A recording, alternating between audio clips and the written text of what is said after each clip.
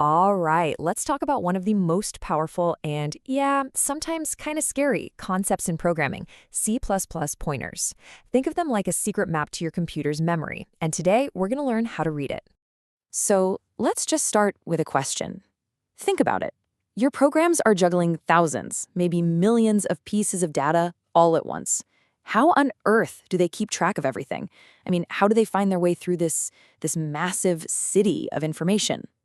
Well, the key is to picture your computer's memory as this huge, sprawling city. You've got different districts for different jobs, right? And every single piece of data, every variable, every little object, it has a home. It lives at a very specific, unique address somewhere in this city. And, just like any city that actually works, every single spot has a unique address.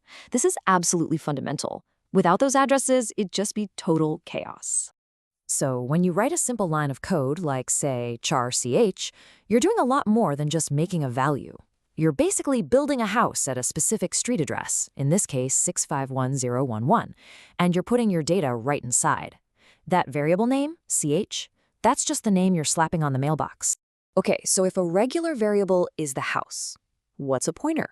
Well, a pointer is something else entirely. It's not the house. It's the secret map that tells you exactly how to get to the house. And that's pretty much the official definition right there. A pointer is a special variable, and its whole job is just to hold the memory address of another variable. It doesn't care about the data itself, just where to find it. And this really breaks it down. On one side, you've got the variable. That's the house, holding the actual data. On the other side, you have the pointer. That's the map, and it only holds the address of the house. See? Two totally different tools for two totally different jobs. Okay, so we have these maps. How do we actually, use them? Well, C++ gives us two special symbols that are basically our map reading toolkit. First up is the ampersand, the and symbol. Just think of this as your get address tool. You point it at a variable, at one of those houses, and bam, it gives you the exact street address. That's how you get the info to write down on your map. And our second tool, that's the asterisk, the star symbol. This is your go-to address or follow the map operator. When you stick this in front of a pointer, you're basically saying, hey, take the address on this map, go to that location, and show me what's inside the house. The fancy term for this is dereferencing. Okay, theory is one thing, but let's actually see how this works.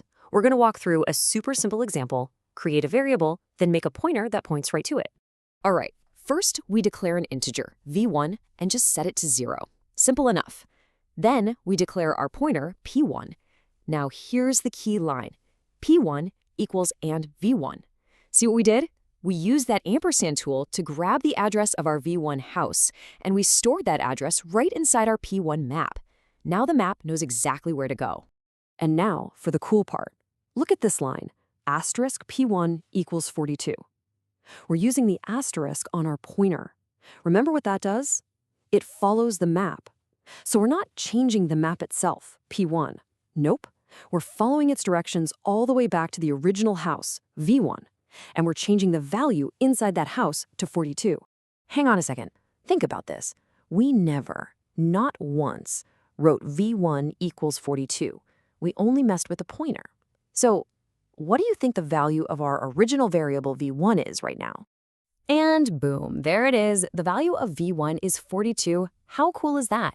Even though we never touched v1 directly, by using the pointer, we changed the original variable. This is the big idea you need to get. v1 and rp1 are just two different ways of talking about the exact same spot in memory. That's where the real power of pointers comes from. But why? Why go through all this trouble making maps? The answer comes down to one word: efficiency. Just imagine you've got a function that needs to work with some huge piece of data, right? Like a massive data structure. You could make a copy of that entire gigantic house and all its furniture and lug it all the way over to the function.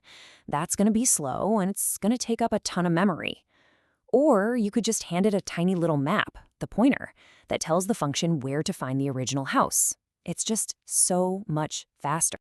A classic example you always see is swapping the values of two variables. If you give a function the maps to the original variables, that function can actually reach back into your code and modify the original data directly. That's something you just can't do with regular variables. It's a total game changer for writing efficient code. But you know what they say, with great power comes great responsibility. If you're the one making the maps, you have to be really, really careful you don't get yourself or your program lost. So, just to recap the good stuff, the power here is huge. You get amazing efficiency because you're just passing addresses, not giant chunks of data. You get to directly mess with memory, and you get access to dynamic memory allocation, the heap, which lets your program grab and release memory as it runs.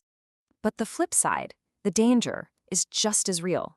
If your map points to some random garbage address, your program's probably going to crash. If you build a new house in memory and then lose the map to it, that's a memory leak, and your program just starts wasting resources. You are 100% in control, for better and for worse. Which brings us right back to our city analogy. Pointers are basically the keys that unlock the most powerful, flexible part of the city, the heap. This isn't the suburbs with pre-built houses. This is a wide-open district where you can build whatever you want as big as you want. But here's the catch. You're the architect and you're the demolition crew. You have to manage everything yourself. And that really is the heart of it. C++ trusts you, the programmer, to manage memory. It doesn't hold your hand. And pointers? They're the most powerful, most direct tool it gives you to get that job done. So, you see, pointers aren't just some random feature. They are the keys to the kingdom, the keys to the entire city of your computer's memory. They give you the power, the efficiency, and the direct control to build some truly incredible, high-performance stuff.